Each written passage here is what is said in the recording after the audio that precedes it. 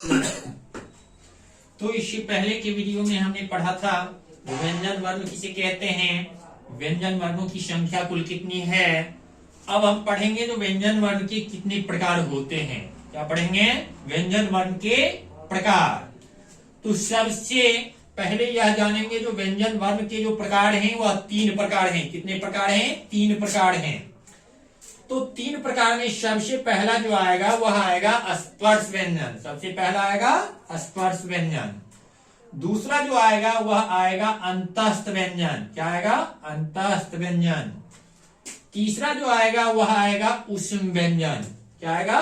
ऊष्म व्यंजन। तो सबसे पहला जो है स्पर्श व्यंजन। सबसे पहला क्या है? स्पर्श व्यंजन। तो हम जानते हैं जो क्या स्पर्श का मतलब होता है छूना। स्पर्श का मतलब क्या होता है? छूना। तो बताया गया है वही स्पर्श का अर्थ छूना होता है। ऐसे व्यंजन जिनका उच्चारण करते समय जीभ, कंठ ये सभी का क्या करते हैं? स्पर्श करते हैं, है ना। उसे हम क्या कहते हैं?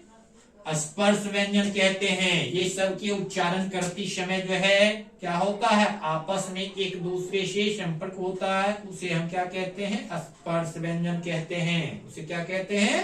स्पर्श व्यंजन। तो अब हम ये जानेंगे स्पर्श व्यंजन वर्णों की संख्या। अब कभी कभी ऑब्जेक्टिव में पूछ दिया जाता है जो स्पर्श व्यंजन वर्णों की संख्या कितनी है, तो इसमें थोड़ा सा भी सस्पिशन में नहीं आना है। स्पर्श व्यंजन वर्णों की जो संख्या है वह 25 है। कितने? 25।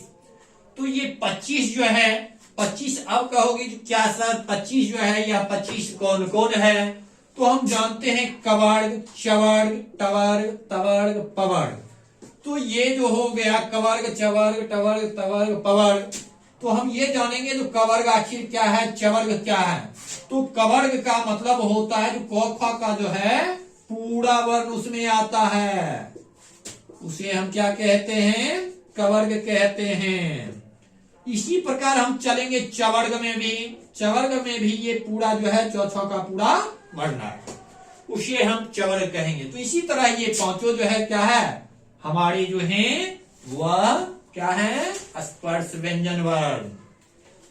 अब आ जाएगा सेकंड जो है वह है अंतस्थ व्यंजन। सेकंड जो है वह क्या है? अंतस्थ व्यंजन।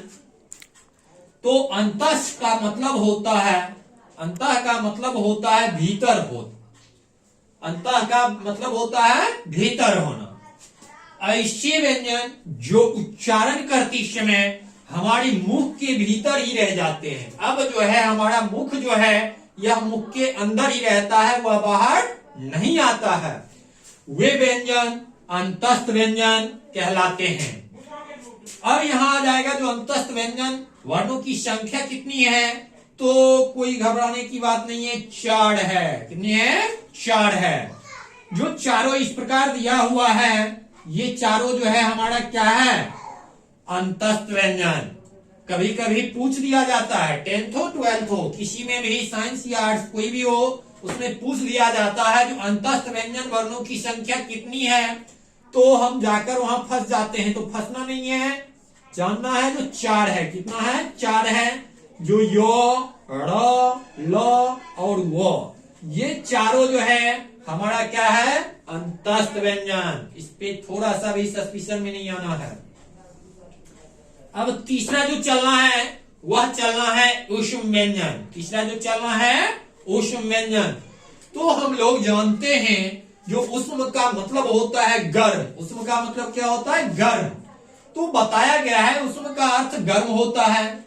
ऐसे वर्ण जिनका उच्चारण करते समय वायु मुख से रगड़ खाकर उष्मा पैदा करती है। अब क्या होता है जो वैसे वर्ण को जो है जब उच्चारण करेंगे तो वायु जो है हमारे मुख से रगड़ खाकर क्या पैदा करेगा? उष्मा पैदा करेगा। तो उसे हम क्या कहते हैं? ऊष्म व्यंजन कहते हैं। क्या कहते हैं? ऊष्म व्यंजन कहते हैं। अब आ जा रहा है ऊष्म व्यंजन वर्णों की संख्या कितनी है, तो 4। कितनी है? 4। इसमें भी थोड़ा सा भी धरी धोखा नहीं खाना है।